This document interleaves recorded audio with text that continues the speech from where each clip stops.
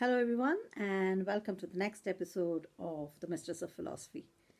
Last time we asked some questions about what can be included or not included in Indian traditions of thought or Indian philosophy. I'm afraid there's no direct answer to this because you will continue to ask this question and you will continue to answer these questions. And each time you come across a new idea, a new concept, a new thought in our own culture, you're going to wonder whether it fits into the box called Indian philosophy. So rather than trying to fix it into a box, I say that we just expand the basket, weave larger and larger circles of conceptual ideas that can be more inclusive, particularly if that thought is thoughtful, critical thinking, or if it appeals to certain kinds of rationality that we use in everyday life. So, one of the problems that we have in Indian philosophy is about lists. My professor, Dr. Zarukai, used to tell us that these Indian philosophers love to make lists. And it is true. A large part of Indian philosophy begins with list of things. For example, in Nyaya, you have a list of things that are there in the world. They are called padartha or things. Then you will have another list of, let us say, the four kinds of human endeavors, purushartha, the four purusharthas. Or you will have a list of the 7 qualities of a good disciple.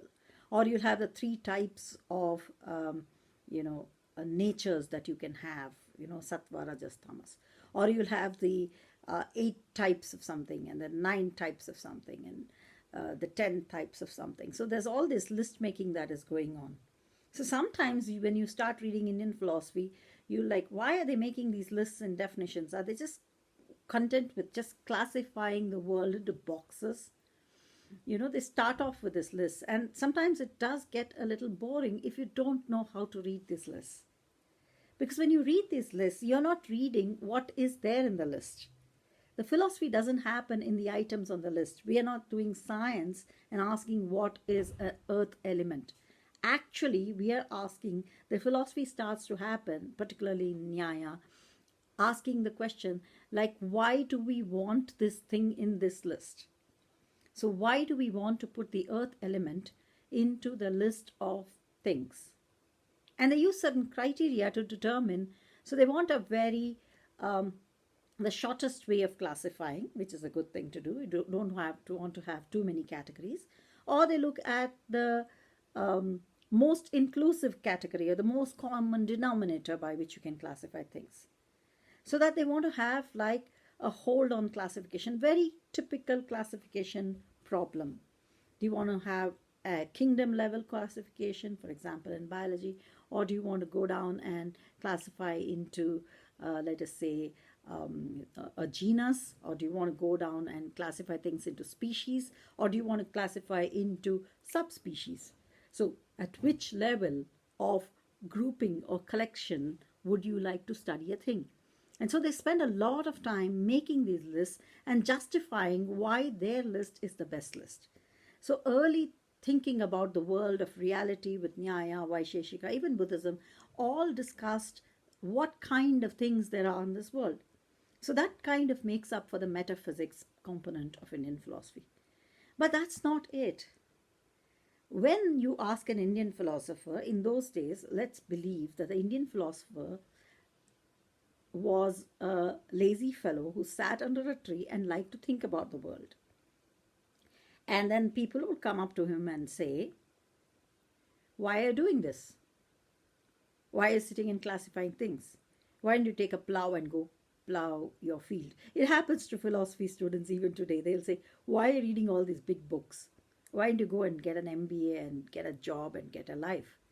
So I guess human nature is the same, and I guess an Indian philosopher would have been asked that question. So he had to come up with a very brilliant answer. And I think the brilliant answer they came up with is, when you analyze all these things, you will know everything that there is to know. It's like I have the seed of all knowledges once I know what there is. And that they gave very other kinds of names. They called it like it was the will of God, or they said it is a way to get moksha or final liberation, or they would say it ends all suffering. So perhaps many of these philosophers did not actually believe in moksha, but they kind of made it an excuse to indulge in critical thinking. So, or it is. So the question about Indian philosophy that becomes very prominent is all Indian philosophy about final liberation? And so philosophers who study Indian philosophy want to give the Indian philosophers a very serious and very committed to philosophy kind of perspective. And so what they do is they put them into this category, saying that these people were serious philosophers, were doing serious philosophy, and they had a serious final goal or a teleological purpose in their philosophy, which was liberation. A lot of people have contested this and said perhaps this liberation is not one liberation but many liberations. So it is not necessary that all Indian philosophy should be liberation directed. And so the debate goes on in academic circles. Matilal has something to say about it. Mohanty has something to say about it. A philosopher called Janardhan Ganeri has something to say about it. I have something to say about it. So when I ask, why are you studying a course? You usually say, I want to get a job. If somebody tells me I just study the course because I like doing courses, I'll be like, okay, but then why are you doing this course? So I would want people to give me a reason for something. It's always as if we are looking for causes. So causes is another topic in Indian philosophy that they discuss. How did the world come about? Or how do things become different things? Or how do things remain the same? So very simple questions, which I hate this word, but they call it naive realism. I think naive realism is nothing but commonsensical thinking. And it's funny to call it naive realism because when I study the Nyaya Sutra, it doesn't seem so naive after all. It is more like they are not engaging in the kind of complicated language of what the philosophers of the West expect them to do.